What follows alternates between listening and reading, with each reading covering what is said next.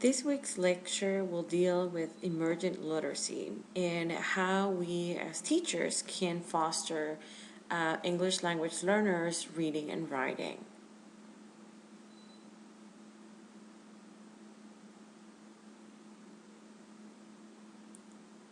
First off, we have to discuss what exactly research tells us about reading and writing and the impact of the native language into the second one. We know that literacy developmental processes are very similar regardless of the target language. We know that students need to have a knowledge of print, they need to know specifics of language. They also need to know function versus form. For example, they would need to know whether we're using language for a certain purpose versus knowing how to use the actual language, knowing syntax, knowing grammar, etc. Learners also need to know that whenever they're writing or wherever they're communicating, they are doing it for a specific audience. We also need to understand that there are some differences between English language learners and native English speakers. And these mostly differ when we're talking about ELLs because ELLs already have, most often than not, a foundation in their native language. And so if, for example, the children have negative attitudes towards reading or writing, that will certainly impact what they produce in the second language. Likewise, if the children have, for example, have not developed phonemic awareness in their native language, then they will most likely struggle with the second language. Another important component is language proficiency, and as we've already talked in class, you may have learners who have, for example, gone to school for only a few years in their native countries, or they may have not gone to school at all. And so how proficient they are will definitely impact, because we know from research that English learners will transfer some of those skills into their second language. So if they have, for example, just started learning to read, but have not developed that proficiency yet, then they might also struggle in that second language. There are two big literacy perspectives that are discussed in the book.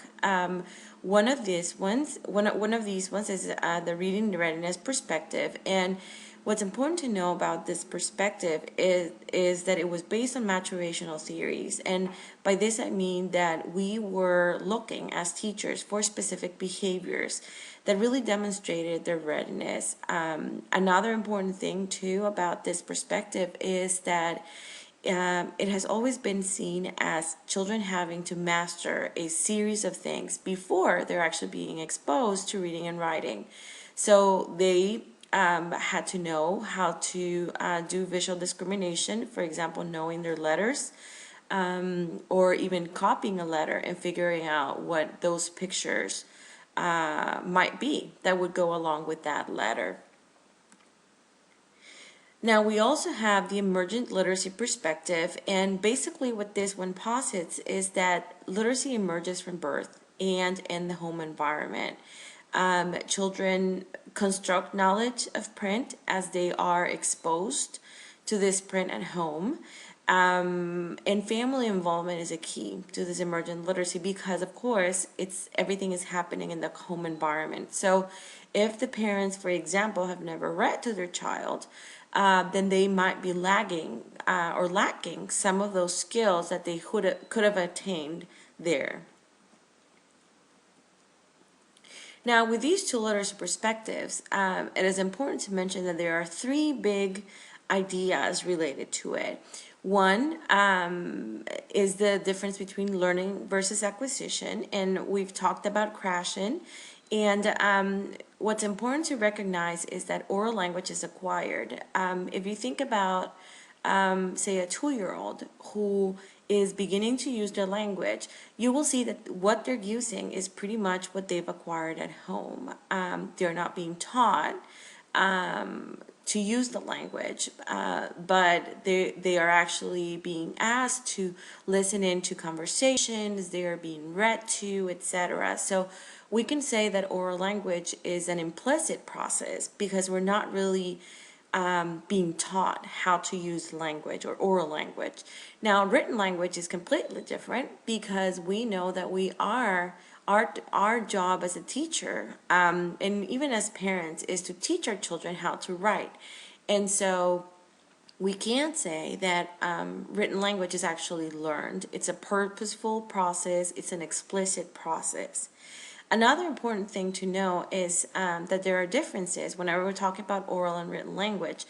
That there are differences between acquiring and learning something natively or socially.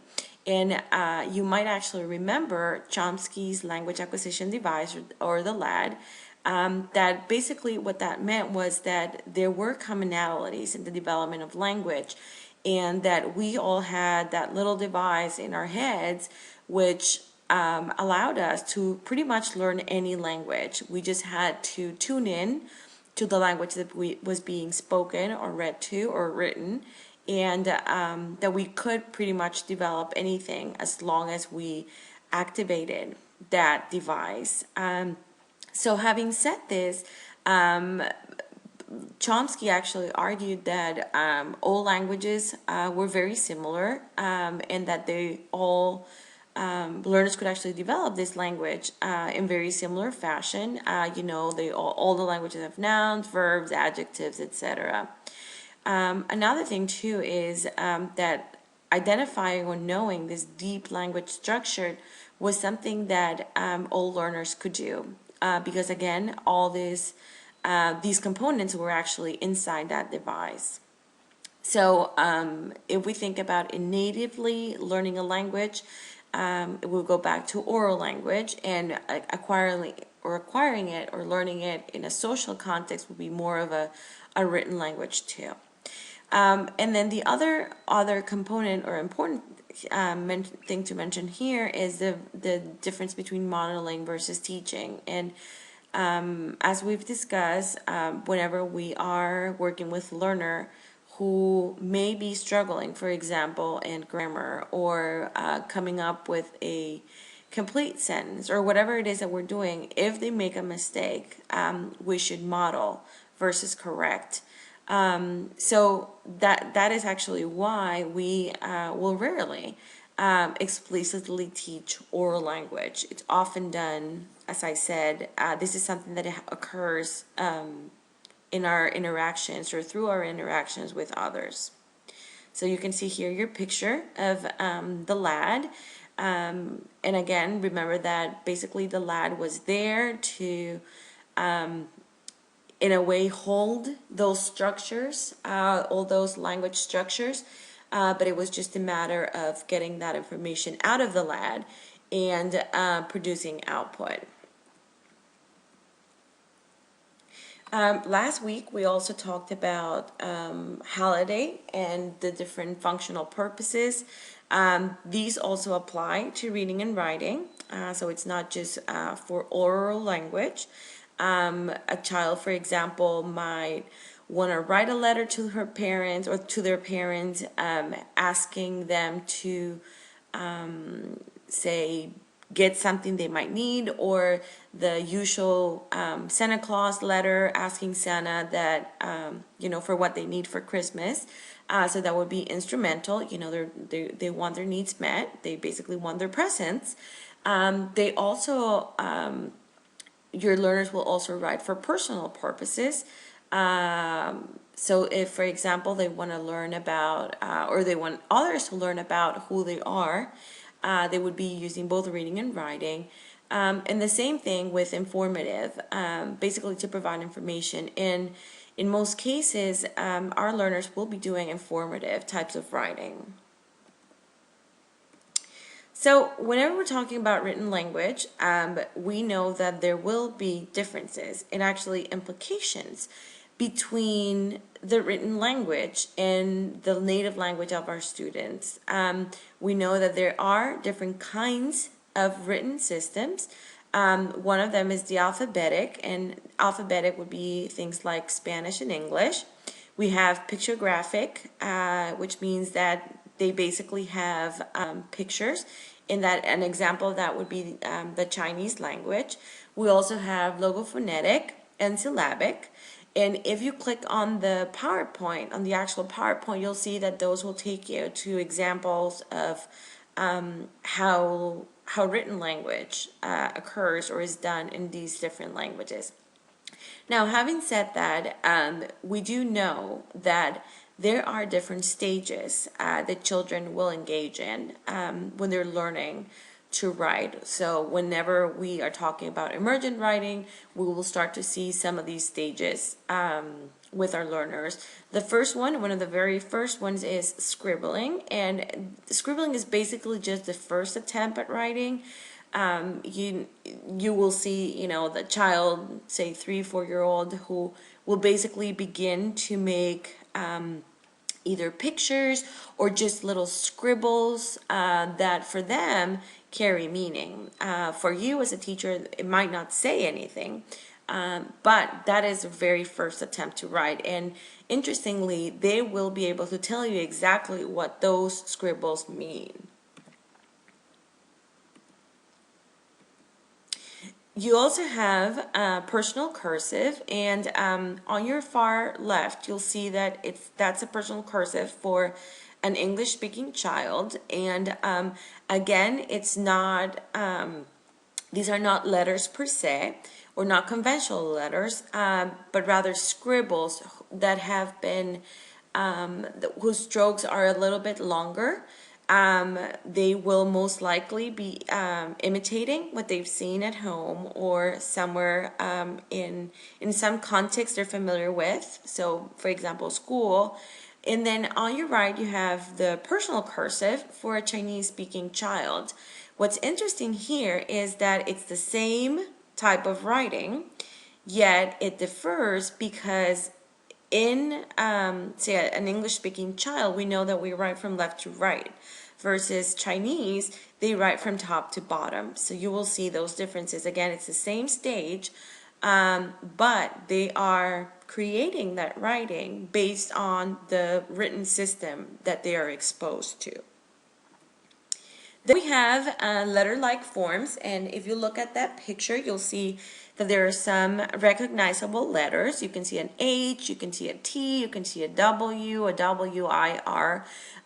Does it say anything at this point? Not yet. Again, if you ask the child, they'll be able to tell you what exactly they wrote. But again, these are just letter-like. So again, they're basically mimicking what they've seen. Then you have word symbols, and what this means is just that some of the letters that they're starting to write will represent whole words. So on this example on your screen, you'll see that on your right, it will see the letters seem to be like a D, a T, an I, and a P. But according to Quentin, who was the one who actually wrote that, it says don't take robot. So again, it's not clear to us that that's exactly what it says, but the child has begun to represent those whole words with single letters. Then we have, of course, invented spelling, and if you're working with 5 or 6 year olds, and probably even 4-year-olds, you will see that they begin to make this construction of sound-letter relationships. They are at the point where they're only retaining what would be considered relevant sounds. And so if you see on your far left, the very first line, it seems like what it says is, I want to sit by Eric. And then on your right, you'll see that it also says, I want to sit by Eric from KJ. So these are two different children writing the same thing, and who are, again, only writing the sounds that they listen to that are more predominant. And then we have standard spelling, and this is where you would probably see children in 6th, to 7 year olds, or even first graders, when they basically begin to write in a standard format. So again, on your left, you'll see that it says, I like ice cream and the butter flies back. And then on your right, it says, I want to sit next to Daniel W. Now, here is an interesting example because you can actually see here how a child is using pretty much all the different stages at once. Now, what you have to remember is these stages are not developmental. So not all 4-year-olds will do scribbles, or not 3-year-olds will do scribbles, and then they'll go to invented spelling, and then they'll go to standard spelling. They may go back to some of these from time to time, and it is your job as a teacher to prepare them to go on to the next stage. But again, remember that a child does not need to follow a predictable stage to acquire the written language. So as I just said, they don't follow a predictable path, and there are many factors actually related to children's readiness. For example, have the children been exposed to a rich print environment? Are they seeing the written word everywhere in their household? Do the parents, for example, have books that the child can read or be read to? Are the children, whenever they go on trips, are the parents, for example, pointing out what some of those signs on the road say? In other words, they have to have opportunities to see print, and not just seeing print, but seeing print used in a meaningful way. Another thing is whether they're participating in meaningful and functional literacy events. So again, are they being read to? Are they reading to their friends? Are they, for example, playing school at home and reading or teaching others about reading and writing? And another important factor is whether their parents are literate and what their level of education is. And the reason why this is important, it goes back to, being able to expose a child to a rich print environment. If the parents do not read, then do you think that the children will be exposed to that rich print environment at home? Maybe not, but maybe yes. So we do not know. We do know from research that the higher the parents' literacy level and the highest the level of education, the more opportunities that child will most likely have to be exposed to that kind of rich print environment that they need. Now, whenever we're talking about writing, we're also talking about the alphabetic principle, and we will not actually go into detail about it because we'll talk about it in class. But the alphabetic principle basically posits that everything we say can be turned into print. That print can be turned into speech, and that every single letter that we produce will represent a sound in a given language. The implication of the alphabetic principle to our English learners is that they may have acquired a different way of representing those sounds, representing that speech.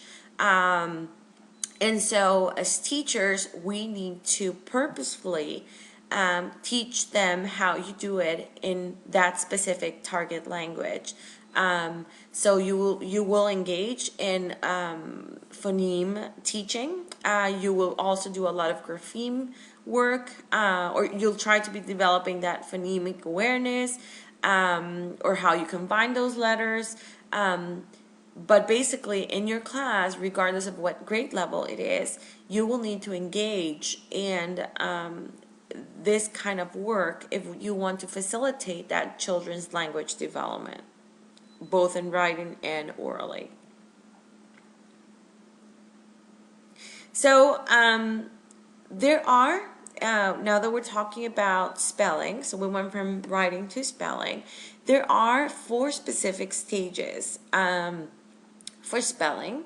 So with the first one is a pre-phonetic one, and again, these are letter-like forms that do not represent any particular speech sound. Children do become aware of left to right mechanics. A Spanish-speaking child will still know, that they have to write from left to right. A child who has Mandarin as their first language, they will most likely have been taught to write from top to bottom. So at the pre-phonetic stage, we're basically exposing them to language, and they may not necessarily create letters in the standard way that we know, but they begin to produce those letter-like forms. Phonetically speaking, in spelling, we're talking about learners creating words or writing words that are more decipherable. We pretty much know what it is that they're writing. They may still focus on only some of the sounds that they hear, but they do begin to distinguish between upper and lower case letters. Then we have what's called transitional spelling, and this is when it becomes more conventional. This is where you will see your children or your students spelling phonetically. So they will, for example, if you in the class have done sounding out words exercises, then they will begin spelling that way. And then conventional writing is when basically they are writing their words conventionally, or in a standard way. They may still again go back to some of those other stages if they don't know those words. This is why it is very important to have, for example, our word wall words in the classroom. That's why we have spelling lists, etc., because there will be words that they will need to be explicitly taught. Now, as we approach the end of this presentation, I want you to think about the differences that the emergent literacy and the reading readiness perspective may have.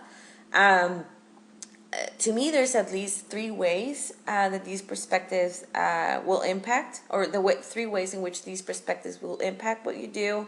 One would be, for example, setting up the environment, how you organize the classroom. If you believe in a reading readiness perspective and you feel that children need to be able to identify their letters before you're exposing them to, say, books, then you might not have some books in your classroom, or you may not have as many books as you might have with an emergent literacy perspective. Because again, with emergent literacy, what we're doing is exposing them to different kinds of literacy events in the classroom and in their household.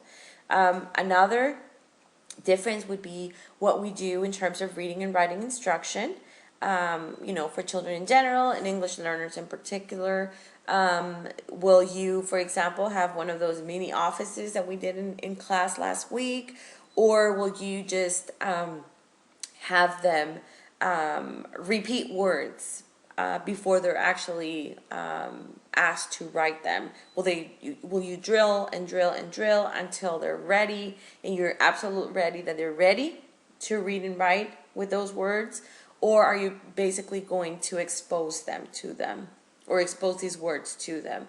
And the other thing too would be parental involvement. And if you feel strongly about a reading readiness perspective, then you might have parents practicing some of those skills at home. Although most of what happens with a reading readiness perspective will be most likely in the classroom. But if you believe in an emergent literacy perspective, then you will want to have those parents involved. You will have parents reading and writing to their children. You will most likely also give parents some tasks.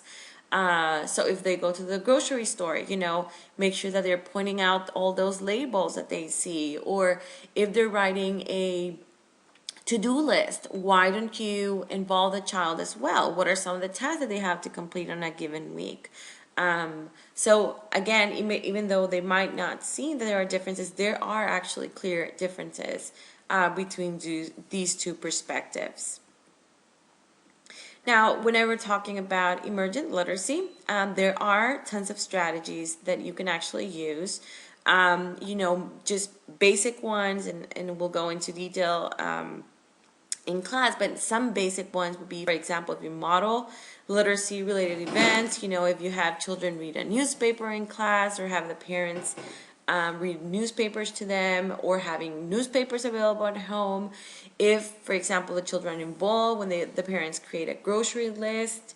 Another important thing too would be for you to become an informant, so that you provide information to the parents about where they can attain or get print materials. You could even send brochures home, whether they are free reading events, for example, at the library. So becoming an informant would be an important thing for you to do. The other thing important is stimulating impulses. You'll see that a lot of children, especially 5 to 6 year olds, will really have this impulse about wanting to write.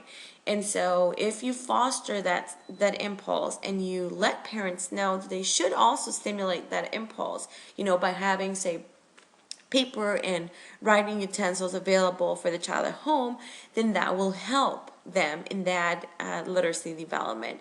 And then, of course, if you're doing read alouds, whether it's you as an expert to the child and here being considered a novice, or you have children reading to one another.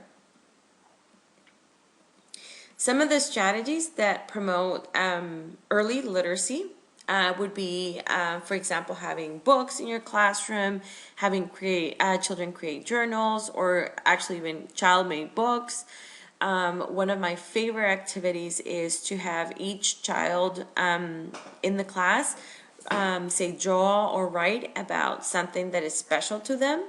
And once each one of them has completed their page, you actually create a book with all of those. And these can be created with pretty much any topic that you want. Another important strategy would be to have consistent daily routines. If you always begin your morning with going over the calendar or reading a book, then all of this will promote early literacy, especially if you integrate reading and writing in everything. Creating a rich print environment will also be important, having name tags, even having labels for each of your centers in your classroom, having a theme writing center. So say you have identified a theme, you've identified a theme for your month or week, then having that writing center with that theme will encourage children to write about that theme. Having writing caddies in your class, basically just a place where you store all your writing materials, will also help them see that that's where they go to write. That's what they need to use for writing. And then having interactive charts where, say, you begin a chart and then you ask for their input and you put that information onto that chart. So it's not just a chart that you create in advance, but rather a chart that you co-create with the children in your class. And then lastly, as I said, promoting parental involvement is very important. And whenever we're talking about reading and writing, involvement of the parents is crucial. In here, I've actually even mentioned that it should be a school-wide goal, because even though you may try to develop that homeschool connection in your classroom, if it's not a systematic goal, if it's not being done in every single classroom and as a school, then it's very hard for parents to figure out whether what you're asking them to do is something that they're just doing for their own classroom, for your own classroom, or if this is something that is really important that they have to do. Another important part would be, and we've talked about this, we need to make parents feel part of their children's education. Depending on their culture, they might think that the teacher is the one who basically has the job of teaching them to read and write. But if you emphasize that, parents do need to take part of their education, that they're a crucial component of their children's reading and writing, then that will finally become a realizable goal. And then a strategy that you will be creating or implementing will be the family suitcases. And I hope you've already read the article. And we will be talking about how your activities will have that reading and writing. That's why your suitcase is actually a literacy themed or a literacy based suitcase, because you will have reading and writing or integrated reading and writing in your suitcase.